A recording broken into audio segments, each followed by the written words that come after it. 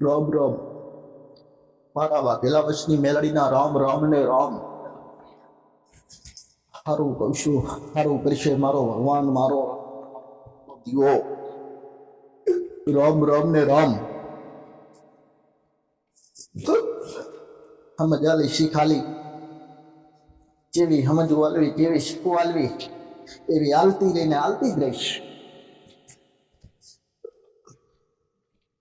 રામ રામ ને રામ. મારો ભગવાન, મારો રામ હવનું સારું કરશે. મારો ભગવાન હવનું સારું કરશે, મારો રામ સારું કરશે. ભક્તિની માતા છું. રામ રામ ને રામ. રામ રામ રામ રામ.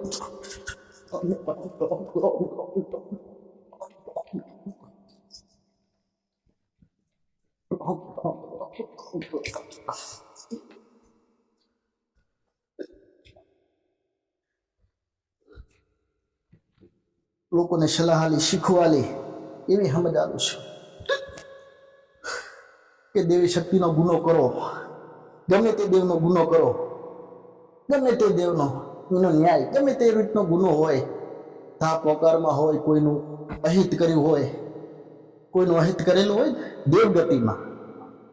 દેવગતિમાં કોઈનું અહિત્ય કરેલું હોય, દેવગતિમાં કોઈનો ગુનો બન્યો, એનું સમાધાન મારી પાસે છે. ગમે તે રીતનું એનું સમાધાન, રસ્તો, ન્યાય કરાવશું.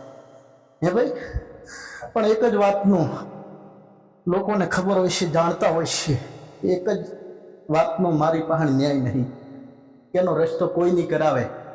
એક જ મા બાપનો નિહાકો લીધો છે ને તમે જગતની અંદર, એને અવશ્ય દંડ છે. એનો ગુનો જે કર્યો છે ને મા બાપનો, જેને પણ એને અવશ્ય ભોગવવું પડશે. એનો કોઈ ગુનાનું સમાધાન ચાહે કોઈ જગ્યાએ નહીં થાય. મારી પાસે નથી, પણ કોઈ જગ્યાએ નહીં થાય. મા બાપનો ગુનો કર્યો હશે તો, હે ભાઈ, મા બાપનો ગુનો કરેલો ને કોઈ દિવસ એને ગમે એટલા તમે પગ ધોઈને પાણી પીવો, ગમે તેટલું કરો, તમે પસાડિયા મારો, તમે માથા પસાડી ન રે માં હવે છોડી મેલ. મા બાપનો ગુનો અવશ્ય કોઈ દિવસ મળતો નહીં, એનું સમાધાન થતું નહીં, એનો દંડ અવશ્ય ભોગવવો પડે છે. હા, જાહેર કહું છું, સત્ય કહું છું હો ભાઈ, કે એનું કોઈ સમાધાન મારી પાસે નહીં. દેવનું છે, તમે વ્યવહાર ન્યાયાલય દેવનું મટાડી દો. એમ ભાઈ, દેવ નડે છે ને એનું તમે વધામણું કરો, વગર કરો ને તમે એના પાસે, એના કને તમે પાણીથી પાતળા થઈને દેવ કને બેસી જાઓ, એટલે દેવનું ગમે એવું હોય, ગમે એવું દેવ જાતું કરી દે, મટાડી દે તમારું. દેવ ઊભી રહી જાય તમારા કુળના દીવાના હાથીથી. ગમે તેવું દુઃખ હોય તે ઊભું રહી જાય, ગમે તેવું.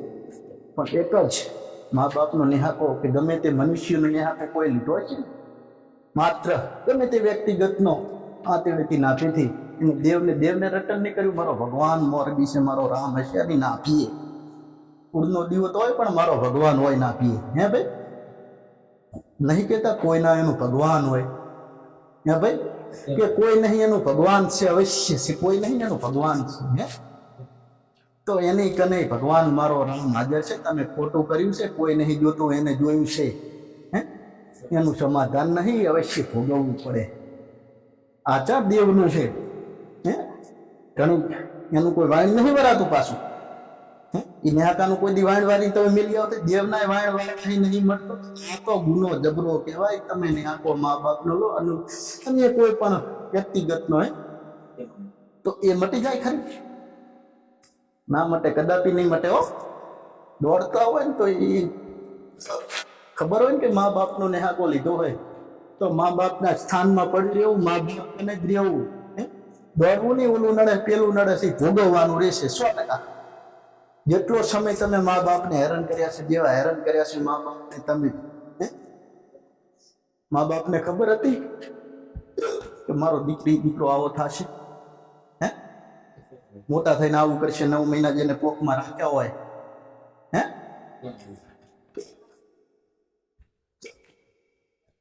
રામ રામ ને રામ.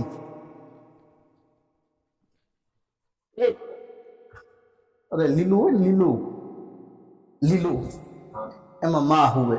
હે, અને હારું હોય ને હુવાનું, હારું અહીંયા દીકરા દીકરી હુવાડીને મોટા કર્યા છે મા બાપે.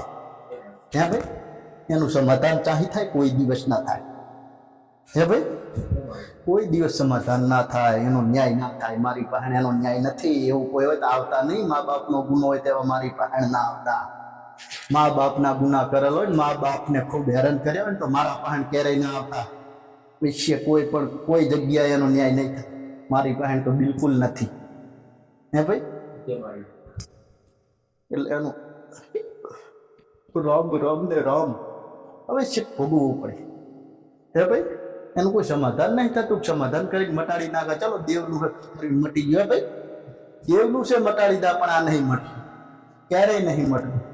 હે ભાઈ, કેમ કે મારો ભગવાન, મારો રામ મોરબી ન્યાય વાળો, ન્યાયધીશ મારો ભગવાન, મારો રામ છે. જગતનું કોઈ વ્યક્તિગત નહીં. હે, કુળનો દીવો તમારો છે ને એ પણ રામના અધીન છે. હે ભાઈ, તમારો કુળનો દીવો પણ રામના અધીન છે. તમારો કુળનો દીવો પણ દિહાઈ જાય. મા બાપના ગુના બને એટલે કુળનો દીવો 100 ફૂટ દૂર રહી જાય. તમારે બહુ દૂરી પકડી. હે, તમારે કૃપા ના આપે કોઈ દિવસ. હે, મા બાપને તમે સ્થાનમાં હૃદયમાં રાખ્યો ને, મા બાપના ગુના ના કર્યા ને તો અહીંયા કુળનો દીવાન બોલાવો ના પડે. કુળનો દીવો ઓટિંગ મોટિંગ તમારા પાસે હાજર રહે. હે, એ મા બાપ છે. મા બાપને તમે હેરાન કર્યા હોય પછી તમે ક્ષમા માંગવા જાઓ.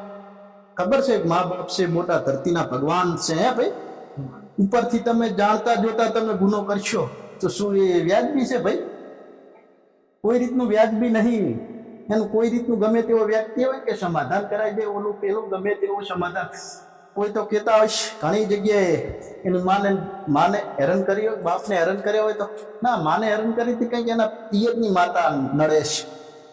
હે, કે પિયરની માતા નડે છે, મેં હેરાન કરી એટલે પિયરની માતા. પિયરની માતાનું મટાડી દે છું, પણ માનો નેહાકો છે ને ક્યારેય નહીં મૂકે. હે, કે એના પિયરની માતા એનું તો તમે મટાડી દેશો કદર વગર કરીને. કે માં છે, માં છે ને જવા દે, મારો દીકરો છે, આમ કરી કરીને મટાડી દેશે તમારું એ દેવનું. પણ એનો જે નેહાકો છે ને એ ક્યારેય નહીં છોડે. આ ખાસ નોંધ લેવી દીકરાઓ, ખાસ નોંધ લેવી.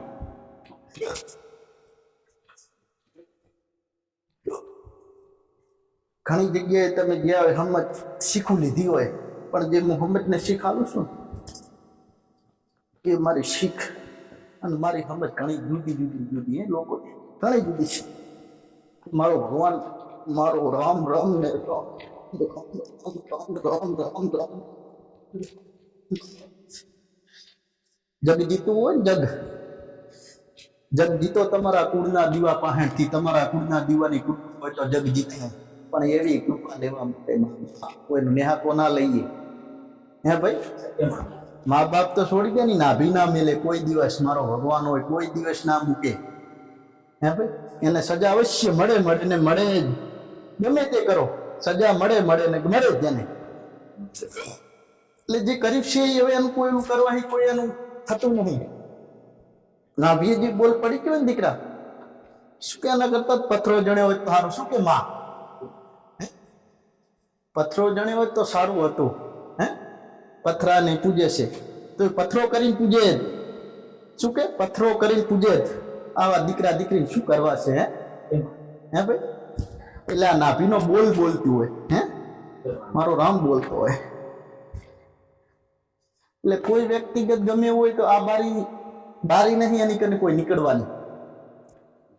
કોઈ બારી નહીં, કોઈ રસ્તો નહીં કે આ વાતમાં કોઈ પણ નીકળી કે અવશ્ય દંડ છે. અને દીકરાઓ, રામ રામ ને રામ સલાહ હાલી, અઢળક સલાહ હાલી, દેવગતિની જ્ઞાનની સલાહ હાલી. દેવગતિનો જ્ઞાનનો ગમે એવો ગુનો હોય તો મટાડી દો. મારો ભગવાન, મારો રામ, તમારો કુળનો દીવો મોરબી રહે એટલે મટી જાય. ગમે એવું હોય તોય દેવનું પાણીથી પાતળા થઈને દેવ જોડે બેહો તો અવશ્ય ગુનાનું સમાધાન થાય. અવશ્ય થાય. અને સમજ, નાની નાની વાતની સમજ આલી છે મેં. નાની બાબત સમજાય છે કે ગમે તેવું હોય, ગમે તેવું, પણ કુળના દિવસ સિવાય કઈ થવાનું નથી, નથી ને નથી. હે ભાઈ, કે કુળનો દીવો તમારો મોરબી હશે તો તમે ગમે તે દેવનું સમાધાન કરી શકશો. ગમે તે દેવનો ગુનો હશે તેનું કાંઈ પણ કરી શકશો. હે ભાઈ, એવી ઘણી શીખવાલી સમજવાલી.